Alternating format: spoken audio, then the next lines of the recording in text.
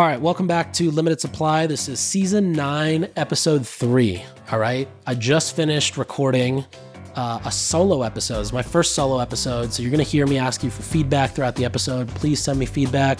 I crave feedback. Give me all the criticism. I want to make this the best possible thing, and I'm not afraid to be embarrassed in the process. We talked all about landing pages, advertorials, and whitelisted creator content. Everything from what CMS do I use for landing pages? How do I build an advertorial site so I don't have to pay a publisher $30,000? And where do I source creators so I don't have to pay an influencer platform $12,000 a year? I highly recommend you listen to the episode. I think that in the grand scheme of things, you should make at least $100K from this episode from implementing these tactics.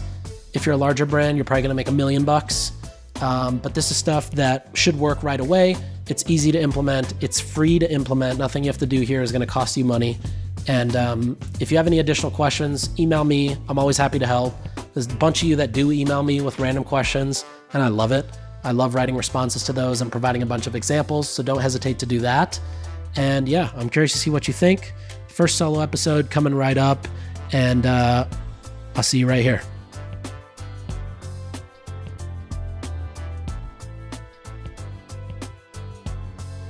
If you're a seller on Shopify, if you're a merchant on Shopify, you sell e-commerce and you use Shopify, then let me tell you about an app that you absolutely need to use. It's called AfterSell. It's the fastest growing upsell app on Shopify, and it helps you do a few different things. It helps you with post-purchase upsells. It helps you with editing your checkout and also just building an optimized cart drawer. This helps you get higher AOVs, higher UPTs, and cross-sell your products based on what your customers are shopping for.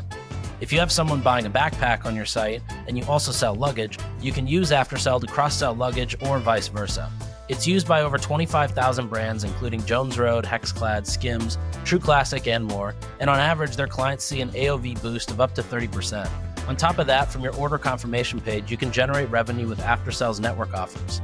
If you want to get a demo of AfterSell, go to aftersell.com/limited. Sign up now and get AfterSell free for 60 days for limited supply listeners. Again, that's aftersell.com/limited. All right, we're back. This is my first episode of Limited Supply where I'm doing it solo. This is first time I've done an episode, no Moise, no guest, and this is the first time you're also hearing a solo episode with myself. So I'm very excited for it, although I'm a little bit nervous, I gotta say. This is probably the 4th time I've started this recording in the last 2 days. But I keep telling myself that by the 10th episode, it's going to be perfect. So by the 10th episode that I record myself, I'll feel super confident in everything that's recorded. I'm going to feel really good about how everything looks, and I'm not going to be stuttering. Until then, bear with me. There may be some hiccups, but hopefully not too many. So you might be wondering, now that Moise is also not here, how's Limited Supply going to change? Well, there's actually 2 people who work behind the scenes quite a bit on Limited Supply. There's actually 3. There's Austin, who is on our partnerships team. He's the one who sets up all of our sponsorships. And so he's a part of that team. But 2 other people, Ben is our producer, and so is Tyler. And they are just fantastic humans. And so we've really spent some time trying to figure out, okay, we've got this amazing community with Limited Supply. You know, there's thousands of listeners that listen to an episode within 24 hours. We also have a crazy good engagement rate with Limited Supply, which is awesome. That means that the content we've been putting out really resonates with people. And we've also got this Slack community with about 4,000 to 5,000 people that's super active and segmented into different buckets based on how big of a brand you are. So you're not interfacing with people who are talking about things that you have no idea what they're saying. So we've got all this, and we're going to try a couple things. We're going to try some exciting episodes and masterclasses. So you kind of heard the first 2 episodes. One was Diana with Crown Affair. One was with Hexclad's founder and president, Jason and Danny. We're going to try to keep doing more of these masterclass style episodes because they work well whether you listen to it today and you want to learn about product development or brand identity or how to work with celebrities, but they also work if you listen to the episode 2 years from now. And so that's one thing I'm really excited about. I also want to bring in some multiple guest episodes. So maybe do something like the Second Time Founders episode, where we get really, really successfully exited founders who are now building their second or third company. Except now, this time they've got all the secrets as to what made the company succeed. And so I'm really curious to see and hear from them about how they're doing that. Some of these people are actually clients of ours, which is really cool because, they sold their first company for a few $100 million. Now they're launching another company. We can actually see how they think about things differently, whether that's product, whether that's distribution, whether that's capital, whether that's, working with VCs, whatever it may be. And so I'm really excited for that. And then I also want to try some shorter stuff. So in addition to the weekly episode cadence that you've been used to for the last 9 seasons, we want to try breaking out current events and kind of more news stuff that's more, basically present oriented versus something that's going to be relevant in a couple years. So we might break out some news stuff and do that in a smaller episode, maybe like 15, 20 minutes. And then I also really want to try to get, when I think about like dream podcast guests to get on, most of them don't necessarily have an hour or 45 minutes. And a lot of times they can't just come to a studio because, that requires time before and after. There's a lot of time that goes into a podcast. And so what I want to do is try some mini episodes where we have a set of questions and it's the same set of questions.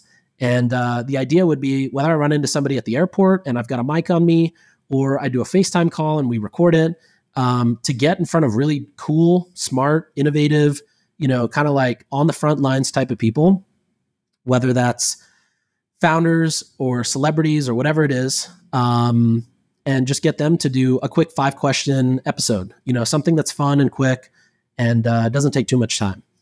So that said, that's what's coming up. Today's episode is actually going to be the first episode of a new format we want to try called the Tactical Foreplay. And the idea is to dive into 4 different things very tactically. And so it's going to be a very dense episode. And the goal is that by the end of this, you're generating, at least 100K from the tactics that we talk about. So let's get into it. I want to talk about, let's talk about the foreplay of the Tactical Foreplay. All right. So what are people mostly doing? When I tend to work with brands, or we start talking to brands that want to work with us at Sharma Brands, I always go to their website and I look at their similar web numbers. Then I look at their Wappalizer. Wappalizer is like a Chrome extension. I look at that just to see what kind of tech stack are they running, right? If they're running with heavy tech and you can see heat maps and you can see, SMS and you can see loyalty program, like you can kind of understand how sophisticated they are or how long they've been around or how tactical is their team based on some of the tech they have on their site. The other thing I love doing is going straight to their ads library.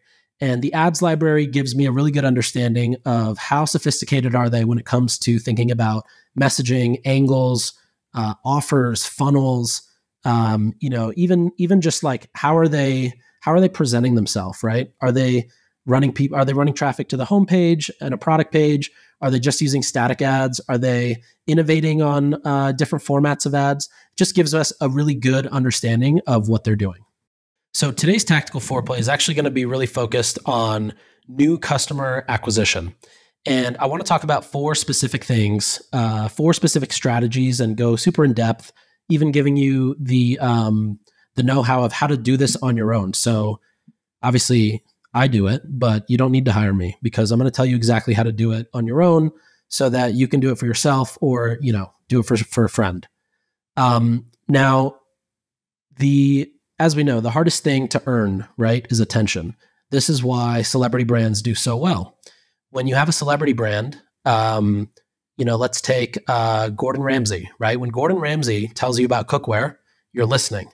You're bought in, you're invested. You know the Gordon Ramsay brand, right? You know what he stands for, you know what his values are. He doesn't deal with bullshit, and you know that he's not going to use bad products and that he's not going to put his name behind something that he doesn't believe in. And this is why celebrity brands do so well, because as soon as you launch, you're basically leveraging the trust that somebody has already earned, which makes it very easy, much easier for a brand who has a celebrity to sort of give that sales pitch, right? It's why if you think, we've talked about how Bonobos experiences a 3 to 4x AOV in retail stores versus online. It's a very similar concept, right? When somebody's walked in, they're already invested. You've already cracked that code. You've got their attention. You can actually show them, of course, in retail, they can touch and feel and try and taste the products too. but you've got that in. And a lot of what marketing is, especially when we think about direct to consumer and we're all competing for, maybe not the same customer, but a variety of the similar customer, we have to figure out what is that wedge, right? I like to think of it as, I like to think of attention as a really exclusive club in New York. And what you have to do is you have to figure out a way to get in through the back door. If you want to go through the front door, you can absolutely do that. But you might be, you're waiting in line. You got a lot of other people who are trying to get in. If you do things the very conventional way or the normal way, then you're just competing with everybody else, right? So this is why I like to do the back door. And even with the back door, it's not like you go to the back door and somebody's right there. You got to bring your own crowbar. You got to put that thing into the door and you got to find your wedge, right? So today's episode is all about finding your wedge on the acquisition side. And the stage of the brand that today's episode is relevant for is, I would say, once you've figured out product market fit and you're really looking to hit the gas pedal, that's when everything we're about to talk about today is relevant, okay? If you're just launching and you're starting to talk about advertorials, you can, but I wouldn't recommend it, right? You want to figure out you're 0 to 1, you got to figure out, how am I getting to 2,500 a day, 5K a day, 10K a day, right? That's the 0 to 1. From there, when you're now trying to go past that, discover new audiences, tap into new angles for why people are going to resonate with your brand, that's where today's stuff is going to be a lot more valuable. So without further ado, here are the 4 strategies that I want to talk about in depth, okay? First one is landing pages. The second one is advertorials, which is very related to landing pages. The third one is whitelisting creators. And the fourth one is ad creative. And the reason it's in this order is because landing pages, I think, are, we've talked about landing pages a lot, so it's hopefully the easiest to understand and for you to get into mentally. Advertorials sort of take landing pages and kind of morph them into a different form. Whitelisted creators sort of take advertorials and ad creative and kind of combine them. And then ad creative, of course, we're going to talk about ad creative, which is just the standard Meta, Instagram, TikTok ad creative. And we've got some good tips from our creative team on how to go about that. Okay, so let's talk about landing pages. You've definitely heard me talk about landing pages.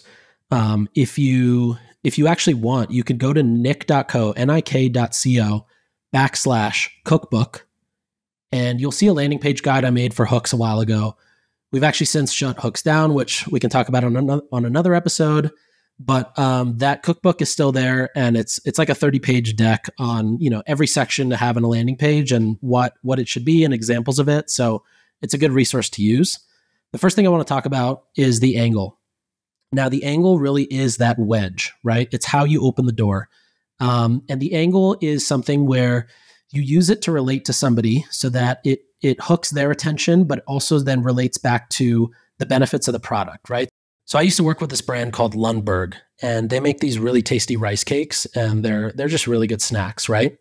They're low calorie, low sugar, maybe no sugar, light. You don't feel heavy, you don't feel bloated after eating it, and they make for a really good snack. And so when we think about the angle, right, one way to think about it is like, well, this is a low calorie snack, but that's not necessarily an angle, right? That's a value prop. It's not even a benefit. The benefit of that value prop being low calorie might be that you can eat it with no guilt, right? That's the benefit. But the angle here needs to be something that immediately relates whoever is consuming this landing page back to the product and to their own life.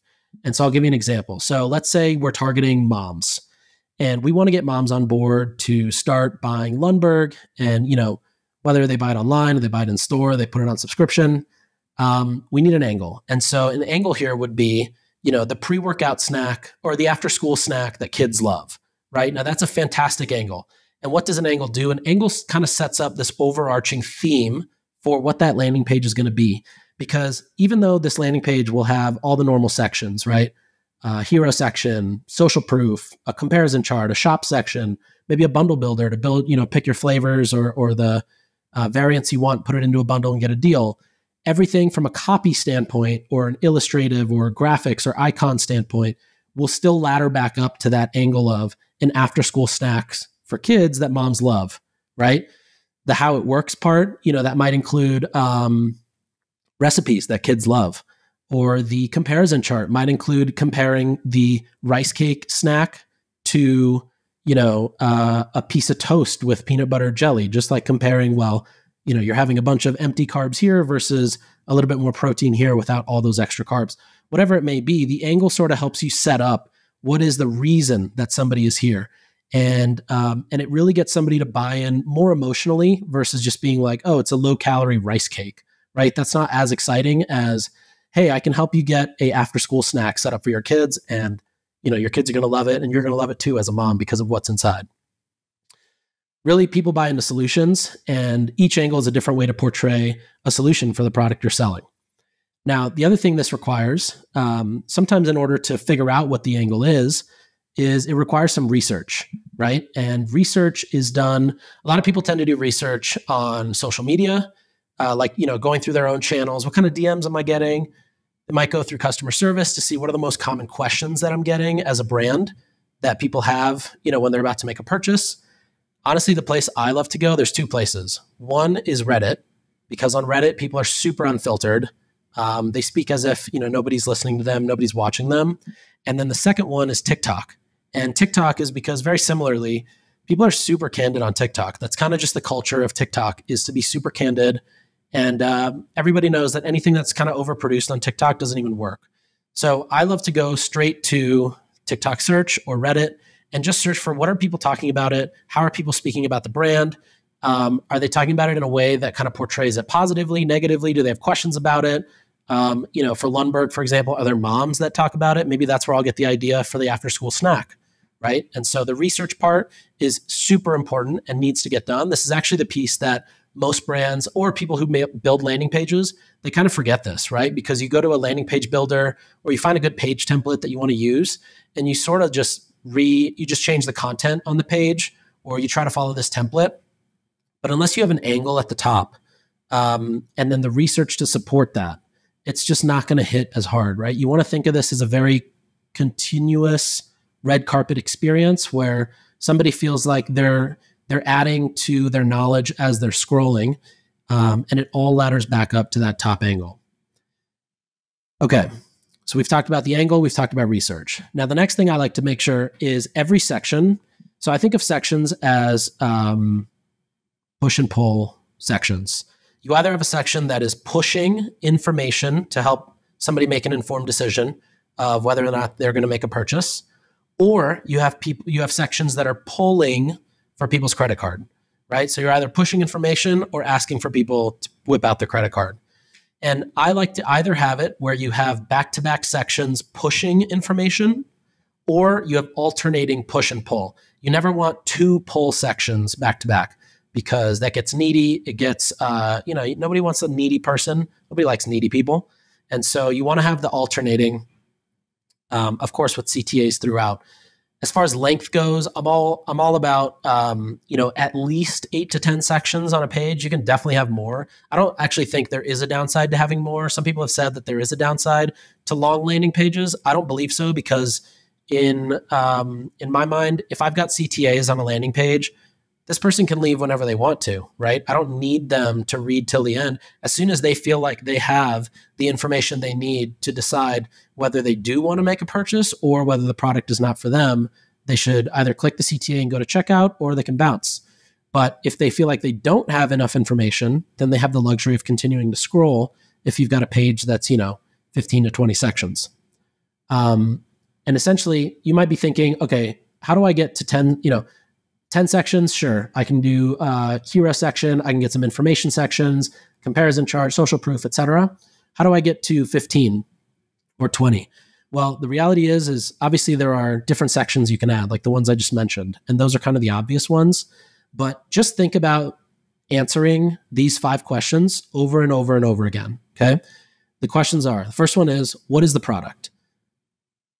Just very simply, what is the product? Is it a hydration mix? Is it a anti-aging supplement? Is it a hair loss treatment solution? Just making it very basic. And again, I think all copy on a landing page needs to speak to a 5th grader, because you can't expect people, you're out here on Facebook, running ads, inviting people to your page, you've got to do all the work for them. You cannot expect somebody else to do any work in order to contribute, to take money out of their savings account and give it to you. If you're asking somebody to take money out of their pocket and give it to you, you have to answer everything for them. I always say a landing page needs to feel like a red carpet that Kim K is walking on, and you need to be her assistant as the brand, right?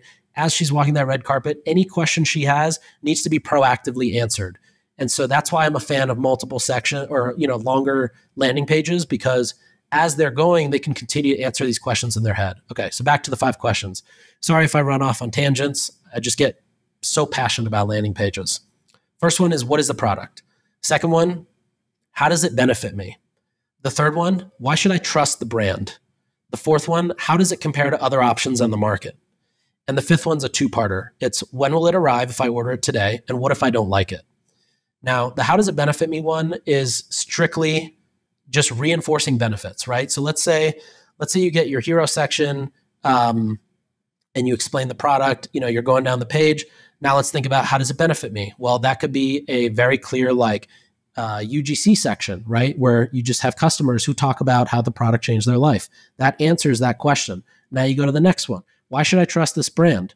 Or how does it compare to others, right? You can bring in different elements or create different modules, whether it's a founder story. That might answer, why should I trust this brand? You might want to bring in a comparison chart to talk about, how does it compare to others? You might want to bring in a returns policy or a satisfaction guarantee, or Magic Spoon has a happiness guarantee, right? And that answers the what if I don't like it. All your landing pages, and really just sales in general, right, is just answering these 5 questions over and over and over again. Regardless of the type of the landing page you use, whether you're using a page that's just focused on a single product or a bundle, like a hero product or a hero bundle lander, whether you're doing something like a build your own bundle lander, whether it's a listicle, whether it's a comparical, whether it's a click-through style page that goes into a quiz, regardless of any of that, you want to make sure that you're doing all of these, right? The angle, the research, the sections, and you're having these 5 questions that you're answering over and over and over again. Okay, now the last thing about landing pages that I want to touch on is the software or the CMS that you use to build landing pages. There are so many companies that have come to market that build pages. They're page builders. They may be headless page builders. They may be in Shopify page builders. Like I said, I started a company called Hooks. We built landing pages as a service. We've tested every possible CMS under the sun. And I'll tell you what, here's the truth. You don't need anything super fancy. Okay, you don't need anything that's going to charge you a % of spend, a % of usage, a % of traffic you get, or any sort of scaled pricing. You should use something like Unbounce if you don't have Shopify. If you have Shopify and you have a development team or access to a developer, you should actually build in Shopify.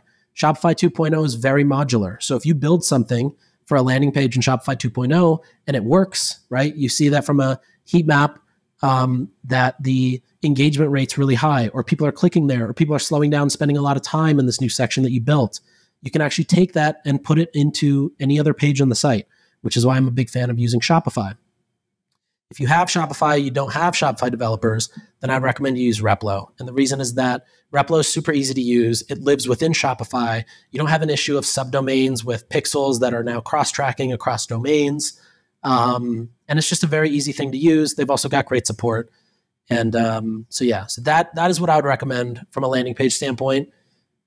Make it very simple, have an angle, have some good research, make sure you're answering the 5 questions. What is the product? How does it benefit me? Why should I trust the brand? How does it compare to others? And when will it arrive? And what if I don't like it? And then make sure you're using the push and pull mentality and you have a good CMS to build the landing pages. Okay, now we're going to talk about something else called advertorials. You've very likely heard me talk about advertorials. I've talked about that, the magical sweetie story that I wrote, or that the Hustle wrote, that I ran as a campaign when I joined Hint about 7-8 years ago. And they work extremely well. On average, advertorials, and this is across the board, this isn't just advertorials we run, but across the board, advertorials will give you a CPA around 15 to call it 35% lower than what you see on your internal ad account. And the reason is that, well, first of all, advertorial stands for ad editorial, right? So think of it as an editorial piece of content that is also an ad. It's not necessarily that you're trying to hide that it's an ad, because the page that you're driving to has to have the right, sponsored content, badges or messaging. But what you're doing is you are finding a story and making it very easy to relate to somebody who's just aimlessly or mindlessly scrolling on social.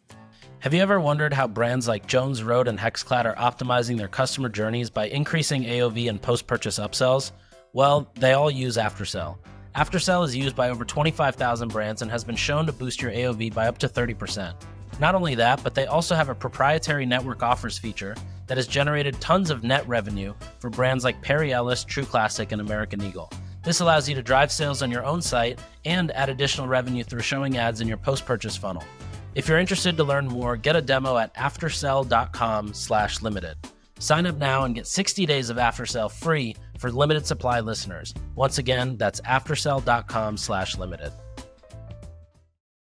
Okay, so now I want to talk advertorials. Advertorials think of them as an editorial piece of content. So long form article, think of written by a publisher, internet publisher, media company, but it's secretly an ad.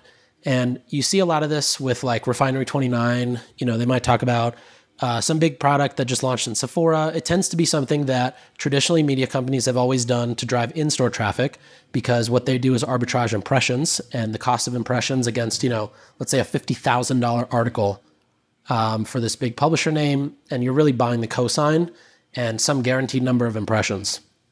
When I joined this company, Hint, about 8 years ago, I thought, okay, prior to joining Hint, I was at an ad tech company, and all I was doing was actually doing display arbitrage for internet publishers that were, you've seen those ads at Taboola at the bottom. That's like, you won't believe what this celebrity looks like 27 years later, right? And so it's that kind of content that I was running traffic to, but I got really good at understanding how to drive really efficient traffic, and also what gets people to stay and what gets people to engage and what gets people to click. So, and for the record, it's not clickbait. It's not considered clickbait if you actually deliver on what it is that people are clicking for. So I want to make sure that's clear here too. But going back to advertorials. So when I joined Hint, they were running ads. It was very standard. Buy 2 cases of water. You get a still watermelon and a sparkling watermelon, save 20%. And it was doing fine, but it wasn't working super well. And whenever I think about ads that work super well, they kind of get a life of their own beyond just what you're pushing from a paid standpoint, meaning that they should have their own shares or their own repostings or their own, just a bunch of comments, or people want to take that piece of content and send it elsewhere. That to me is what a good ad is. It's something that people actually see and then decide, actually, this is so good, I need to share it elsewhere. And that's how you increase just awareness from good content. So what are advertorials? They're basically an editorial piece that's an ad. Now, the way I described it earlier with like Refinery 29 and Sephora is how a lot of the large media companies think about advertorials, right? It's a $50,000 guaranteed IO. And, what do they have to do? They have to provide X 100,000 number of impressions, which we all know how easy that is when you run some ads. And there's no real tracking. In this case, when we're talking about advertorials, we're talking about performance marketing oriented advertorials. Everything is driven by CPC, CTR, CPA, ROAS, right? And if it's not there, it's not scaling. So why do advertorials work so well for direct-to-consumer brands? Well, typically they will reduce your acquisition costs anywhere from 15 to 35%. So, if you're typically acquiring your customer for $100, your advertorial customer might come in from 70 to $80. And the other thing it does is it allows you to get more top of funnel. So think about a shower head brand, right? I love Jolie. We don't do this for Jolie, but I'm just using this as an example. Now, when Jolie talks about their benefits and whatnot, they do pretty well because it's real benefits, a good product.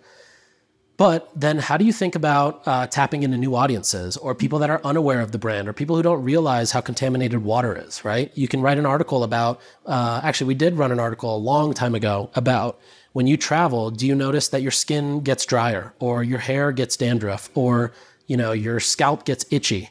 Well, that's because of the hard water. And something like that, where, you've got this story and you've got something where people see in their feed, hey, I also get scalp itchiness when I travel. Or, yeah, I've noticed when I travel and start showering at the hotel, I tend to get dandruff. That's kind of weird. That is what earns the click, leads people into an advertorial, right? The article, which sort of breaks it down. And again, the article starts with something that relates back to you. And then by the end, sort of makes the person aware of what the solution is. Again, it's not a super hard sell with advertorials either, because what you want to do is you want to be providing value, which sounds so cringe. But let me tell you, in the world of advertorials, and honestly, even whitelisting creator content, value equals entertainment, right? When somebody's scrolling on Instagram or Facebook and they're bored, I mean, they are scrolling because they're bored, right? If they were jet skiing, they wouldn't be scrolling on Instagram. When they're scrolling, they need to be entertained. And advertorials provide the perfect form of entertainment because it's still scrolling, reading, looking, just seeing the screen. And that's why advertorials do so well for brands.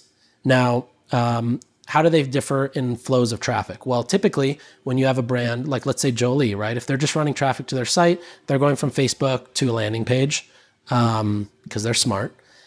But with advertorials, what you do is you actually route people to a publisher and then route them to a product page or a collections page or a landing page. And what that does is it gives you this kind of advertorial space as a in-between to qualify traffic that goes through, but also just gives you the opportunity to educate them more, get them more excited, get them to want the product more.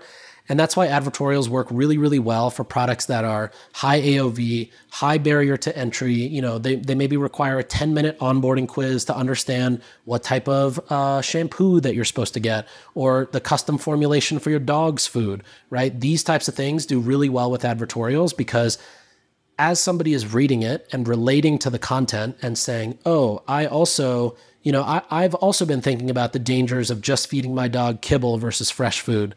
Just an example. Now in their head, they're thinking, okay, now my intent for when I click through to, Ollie to then decide which exact dog food I'm going to get, or the onboarding quiz to submit into Ollie, the intent is much higher. So the completion rate is much higher. The conversion rate, if you're just selling, a standard product, is also much higher. But it also works really well because let's say you're selling a $3,000 mattress, that is, a great product. You can use the real estate of an advertorial, right? You can use this article as a means to educate people as to why it's something that's going to be beneficial to them. Think of it as another way of doing like performance PR, right? This is essentially running a PR campaign, except it's very targeted. You control the messaging, you control the story, and it's exactly what you want it to say. And obviously you can't be lying, but you can sort of control what to do. So now let's talk about what are the types of stories that do really well on advertorials. There's a few that do super well. One is a listicle, and this is your standard 5 reasons why, home chefs are switching to Caraway, right? It's a very standard, very easy to understand kind of listicle, but again, it's disguised into an article. So you've still got your beautiful photography, or maybe just, UGC style photography. Sometimes that does well in advertorials. But you've also got these 5 reasons. You've got, things in between. It still looks and feels like an editorial piece. The second one is a founder story. So if you've got a good founding story as to why the brand was started, why the product was started, why it was created, what kind of catastrophic event led to the founder then realizing that he needs to make this product, those do really well because a lot of times founding stories are quite relatable and a lot of people can relate to a good founding story. Maybe they have the same type of problem or they experienced a very similar thing. And then the last one is something that's culturally relevant. And this is something like, I tried the shower head that I see all over TikTok, and here's what I really thought. And the idea is, okay, you're going after somebody who, in this case specifically, it's going after people who have clearly seen a Jolie ad and are now then clicking it because they're like, well, I've seen it also everywhere, and I don't actually know if it works really well or how it works. And so I'm going to click that and read it and see what their experience is. These 3 formats are great formats to start testing advertorials. I also recommend if you end up working with an external publisher, definitely try to take one of these 3. These are the 3 that I kind of reserve for when we need to hit a home run out the gate. It's usually one of these 3, ideally all 3, and you put them up and test them. And then you can kind of understand what sort of format works best for the level of awareness your product or brand has in the market, and then go from there and double down on what works. Now, I said external publisher, and you might be thinking, well, where do I go for this, right? You can certainly go out to large name media companies. I've spent hundreds of thousands of dollars on, huge media companies, BuzzFeed, Refinery, Complex, etc. Let me tell you a secret. it does not matter what domain is hosting your article. Okay. Like I said, I've spent tons of money trying to get on the biggest logos, the best publisher sites, the ones that everybody recognizes, but it's not necessary. All you need is a clean and easy to read website, a site that loads fast, because again, you got to account for load speed, and you just need content that's easy to understand. I always do 5th grade reading level. No big words. Don't expect people to understand these crazy jargon that you have or that you know from your own industry or just working on the brand every day. Make things very simple. Make it a story, almost as if you're telling a story at dinner. Trying to pitch your product is how an advertorial should kind of come off. Don't let media companies change that too much, because that's when they just don't perform. And especially if you're working with an external company, you're going to pay a few $1,000s and just not be happy with the results. Now, I told you at the beginning that I'm going to help you make an extra $100,000. And that also means not spending money to make that. So here's how I would go about creating your own advertorial site if you want to do this on your own. All right. First off, you need hosting. So with WordPress, you need to set up your hosting. You can do that with GoDaddy, or you can do it with WP Engine. I recommend GoDaddy because it's easier to get started.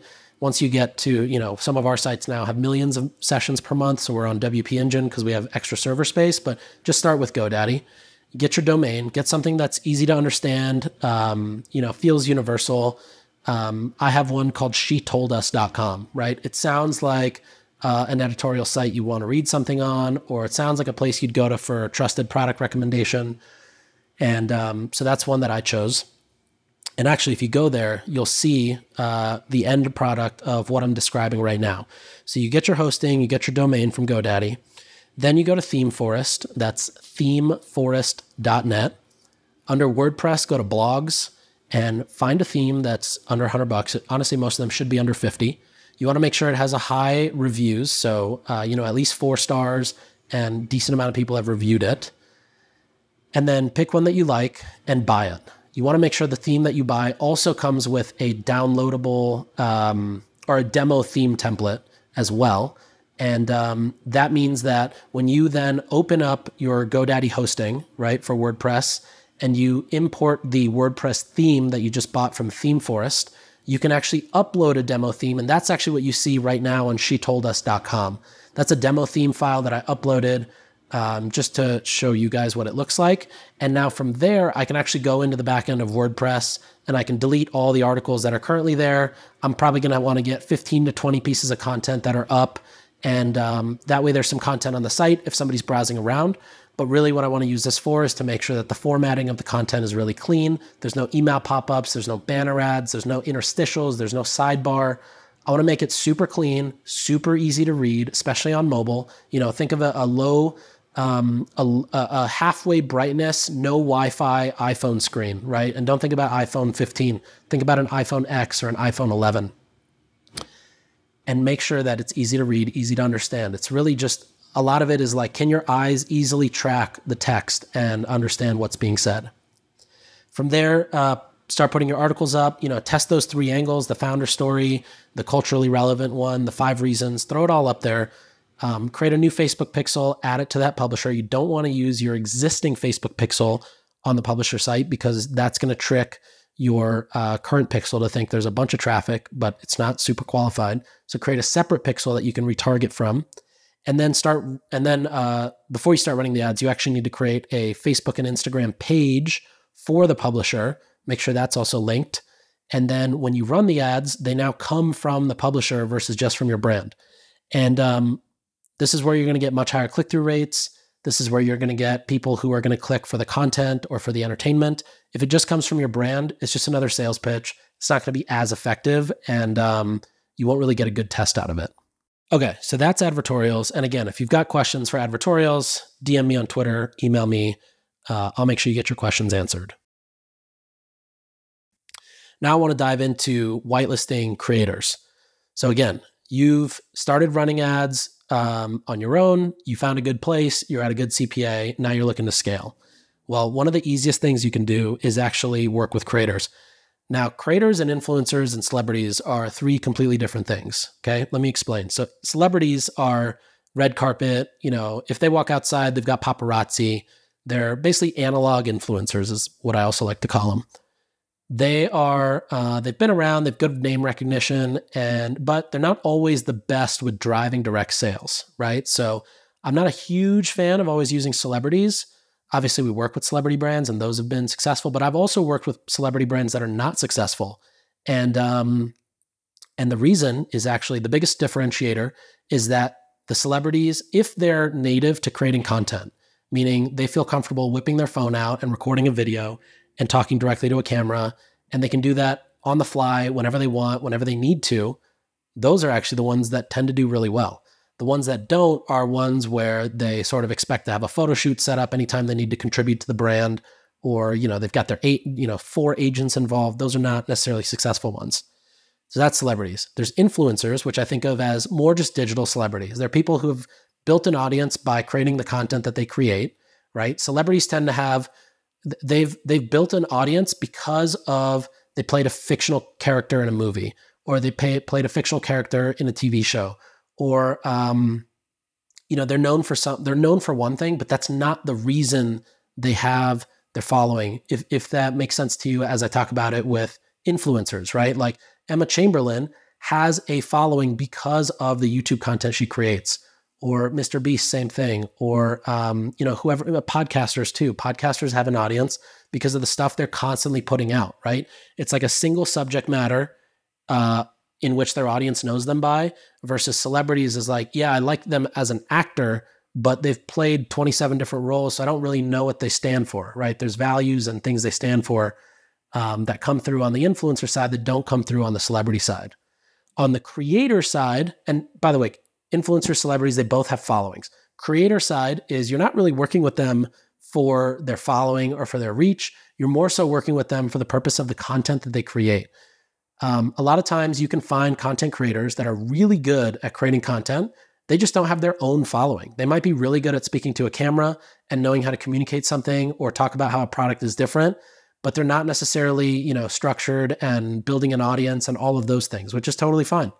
We want to use them, work with them for the content that they create and for the things that we can do with their content. You usually work with creators for 3 possible reasons, right? And influencers too. One is for the content they create. One is for the reach that they can generate. So, as soon as they create something, they put it out and reaches a bunch of people. And then the third one is for the cosign. So let's say you've got, let's take Sammy Clark. She's a fitness influencer out of LA. If she promotes a product, you can almost guarantee it's got no bad ingredients, no colors, no dyes, things like that, because her audience knows that she vets everything for a certain checklist of things before she decides to work with a brand or present it to them. And so a cosign is also a huge deal depending on who the influencer is. It works really well in the wellness space. Previously, I've done it a bunch with like SoulCycle instructors too, right? Because they're always working out. So they've got that cosign from a fitness standpoint. But whatever it is, creators, I'm a huge fan of working with them. And then, of course, whitelisting their content. The benefits of using creators is that on average, you can probably expect your CPC to go down anywhere from 30 to 60%, right? Especially if they're verified, you're definitely getting more towards that 50 to 60%. It helps act as that wedge, again, going back to earlier in the episode when I talked about getting in through the back door, right? If you're a brand being like, I've got another billboard in your feed, that's one thing. But if you've got a creator who's sort of unboxing something and talking about how her new shower routine is different, or when she travels and she uses Cadence products, her packing routine is different. Those are just different ways to cut through the feed and be, still drive value and entertainment, but also convey the importance of the products or how they work or how it benefits them or how it compares to things they might have used in the past. This is why creators are so good. And it's coming from their handle. So, nobody sees it and immediately thinks, I don't need another billboard in my feed. They're usually down to watch it, and they tend to get higher completion rates. It also gives the brand a sense of approachability and also just a sense of community, that there are people who are talking about the product versus just the brand going out and saying, we are the best, you have to try us, you have to trust us, and I bet that you're going to love it, right? Because that's not that believable. So how do you source these creators to use them in ads? Well, a couple ways. One, personally, I'm a fan of just going to TikTok. And let's say I'm looking for creators for Jolie.